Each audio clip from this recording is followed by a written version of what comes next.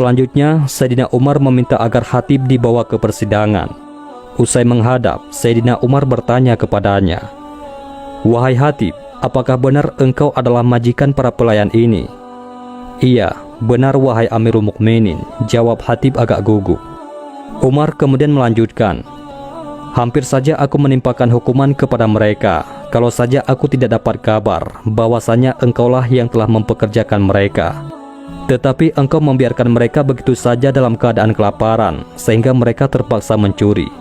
Dan aku tidak akan menimpakan hukuman kecuali untukmu." Selanjutnya, Sayyidina Umar menoleh ke arah pemilik unta seraya bertanya, "Berapa harga untamu?" Pemilik unta tersebut menjawab, 400 dirham. Sayyidina Umar kemudian kembali menatap tajam ke arah Hatib, seolah-olah beliau hendak menghunjam dalam hati majikan mereka. Hatib hanya menunduk. Selanjutnya, Sayyidina Umar mengeluarkan keputusan yang sangat bijaksana. "Pergi dan berikanlah kepada pemilik unta tersebut 800 dirham, 2 kali lipat dari harga semestinya." Sayyidina Umar selanjutnya juga memberi keputusan kepada para pelayan tersebut, "Kalian pergilah dan jangan mengulangi lagi perbuatan yang seperti ini."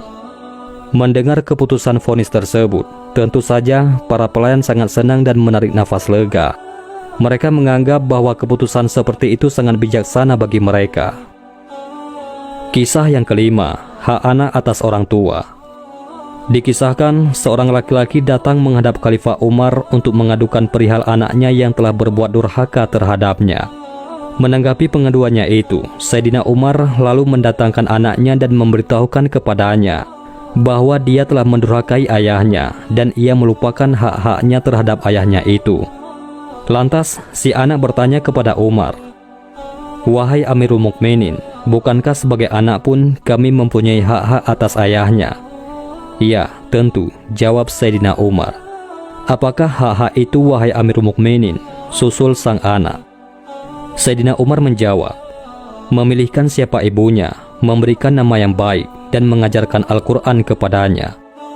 Sang anak pun tersenyum, lalu berkata, "Wahai Amirul Mukminin, sesungguhnya ayahku belum memenuhi satu pun di antara semua hak itu. Ibuku adalah seorang bangsa Ethiopia beragama Majusi. Mereka menamai aku dengan nama Ju'al, yang berarti kumbang kelapa. Dan ayahku belum pernah mengajarkan satu huruf pun dari Al-Quran." Kemudian Sayyidina Umar menoleh kepada lelaki itu seraya berkata, "Engkau telah datang kepadaku mengadukan perihal kedurhakaan anakmu. Padahal engkau telah mendurhakainya terlebih dahulu sebelum dia mendurhakaimu. Engkau pun tidak pernah berbuat baik kepadanya sebelum dia berbuat buruk kepadamu.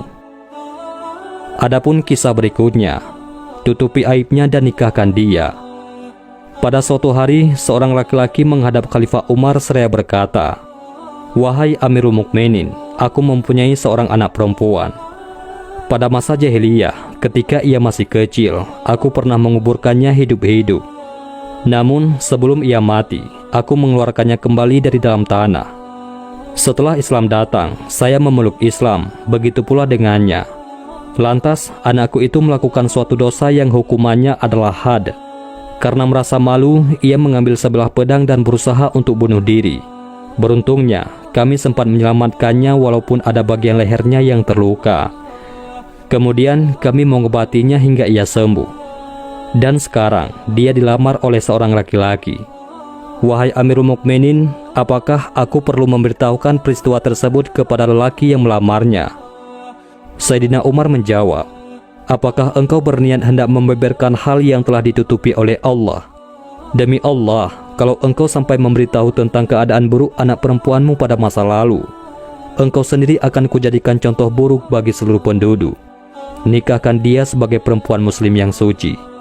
Dan akhirnya dinikahilah anak perempuannya itu dengan lelaki tersebut.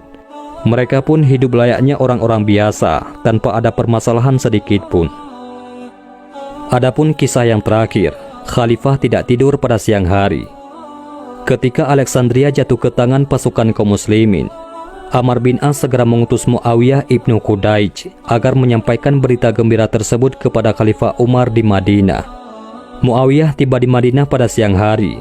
Oleh karenanya, ia menduga bahwa Umar mungkin sedang istirahat atau tidur siang.